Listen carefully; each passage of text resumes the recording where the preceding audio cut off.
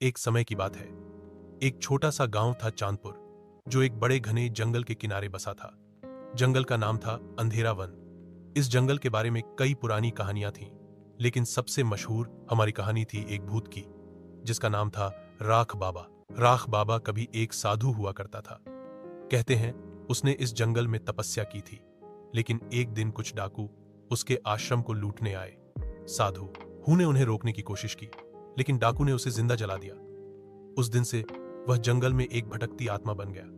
कहते हैं उसकी रूह अब भी उसी आग में जलती रहती है, और रात के अंधेरों में वहां वह छिलते हुए साधु के जैसे चीखता है, राख, सब कुछ राख। गांव के लोग इस जंगल से दूर रहते थे, लेकिन कुछ लोग हमेशा पैसा कमाने या लकी काटने जंगल में चले जाते। एक दिन जो जाता या तो कभी वापस नहीं आता, या फिर ऐसी हालत में लौटता कि वह जिंदगी भर बोल नहीं पाता। एक दिन गांव में एक नया परिवार आया। रवि, उसकी मां शांता और उसकी छोटी बहन मीना। रवि का पिता कुछ महीने पहले जंगल में गया था और कभी वापस नहीं आया। रवि ने ठान लिया कि वह पता लगाएगा कि उसके पिता के साथ क्या हुआ। एक अंधेरी रात रवि चुपके से जंगल में हाला गया अपने पिता की तलाश में। जंगल में हर तरफ सन्नाटा था, हवा में जली हुई लकी की बू थी। अचानक एक पेड़ के पीछे से उसे आवाज आई, रवि ने मुंह कर देखा। एक वह आदमी उसकी तरफ बढ़ रहा था। आंखों में रोशनी थी, लेकिन चेहरा जल चुका था। वह था राख बाबा। राख बाबा ने रवि से कहा, तुम्हारे पिता मेरे पास आए थे। उन्होंने मेरी मुक्ति चाही, पर उन्होंने मेरी राख को बिना श्रद्धा के छुआ। मैं उन्हें ले गया। रवि रो पड़ा।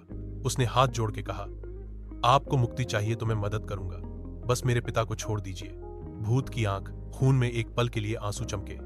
उसने कहा, अगर तुम मेरी राख को गंगा में विसर्जित करो तो मैं मुक्ति पा जाऊंगा।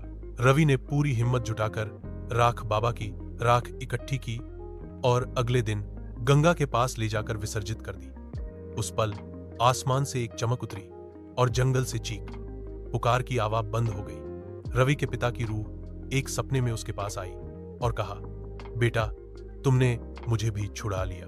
उस दिन के बाद अंधेरा वन शांत हो गया। गांव के लोग जंगल में जाने लगे और रवि का परिवार एक मिसाल बन गया। डर को प्यार और हिम्मत से कैसे जीता जा सकता है।